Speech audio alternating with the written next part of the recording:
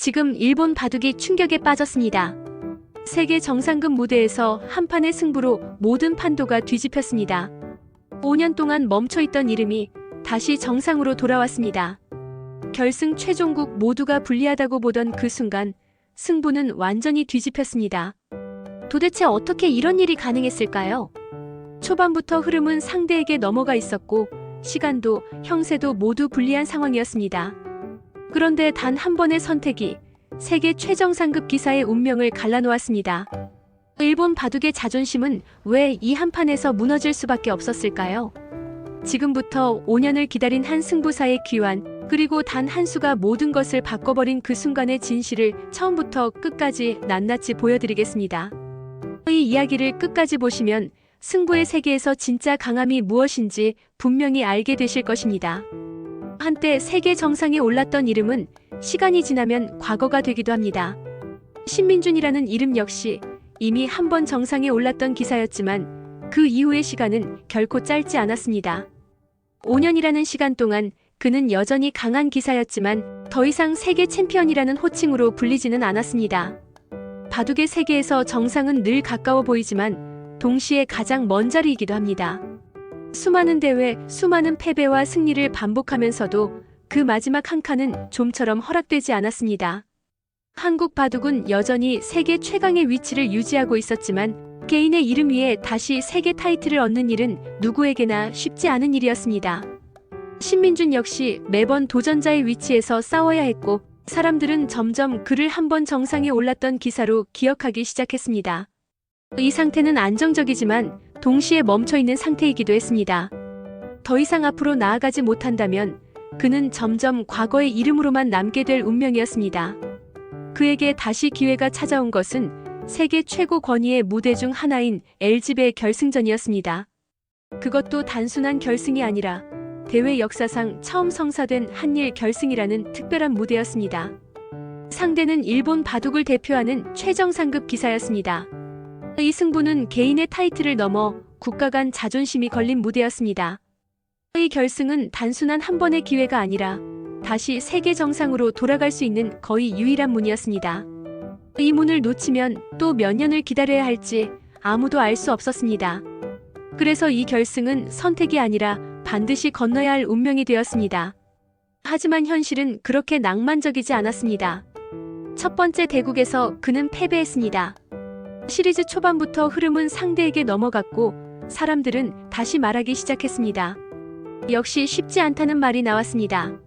상대는 디펜딩 챔피언을 꺾고 올라온 최고의 컨디션이었고 신민준은 오랜 공백 끝에 다시 정상에 도전하는 입장이었습니다. 머릿속에는 수많은 생각이 스쳤을 것입니다.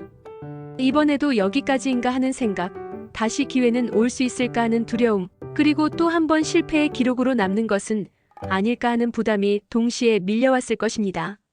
그러나 그의 바둑 인생에는 한 가지 분명한 축적이 있었습니다. 어린 시절부터 혹독한 수련 속에서 배운 것은 단번에 이기는 법이 아니라 끝까지 무너지지 않는 법이었습니다. 그는 화려한 승부보다 오래 버티는 승부를 해온 기사였습니다. 이번 결승은 기술의 싸움이 아니라 결국 누가 끝까지 자기 리듬을 지키느냐의 싸움이라는 사실이 분명해졌습니다. 이 순간 그는 다시 한번 마음을 다잡았을 것입니다. 이 승부는 서두르면 지는 승부라는 것을 스스로에게 되새겼을 것입니다. 두 번째 대국에서 그는 반격에 성공했습니다.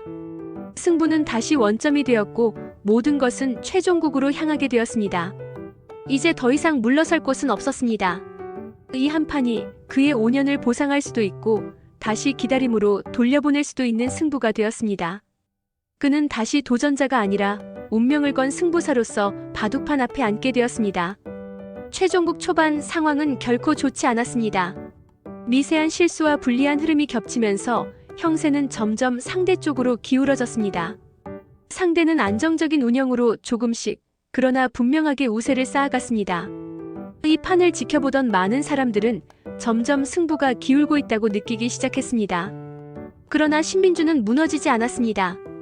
그는 버티면서 단 하나의 기회를 기다리고 있었습니다. 승부는 중앙에서 요동치기 시작했습니다. 팽팽한 균형 속에서 상대는 오랜 고민 끝에 한 수를 선택했습니다. 그 순간 바둑판의 공기가 바뀌었습니다. 눈에 보이지 않던 균열이 처음으로 드러나는 순간이었습니다.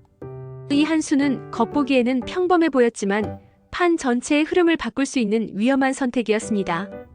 기회는 찾아왔지만 아직 승리는 아니었습니다. 한 번의 실수는 모든 것을 다시 원점으로 돌려놓을 수 있었습니다. 그러나 시간은 점점 상대를 압박하기 시작했습니다. 상대는 초조해졌고 선택은 점점 거칠어졌습니다. 반면 신민주는 서두르지 않았습니다. 그는 판 전체를 바라보며 하나씩 이득을 쌓아가기 시작했습니다. 중앙과 변에서 연속된 이득이 쌓이면서 형세는 완전히 뒤집혔습니다. 불리하던 판은 이제 상대가 따라오기 힘든 그림으로 바뀌었습니다. 이 순간 승부의 방향은 사실상 결정되었습니다.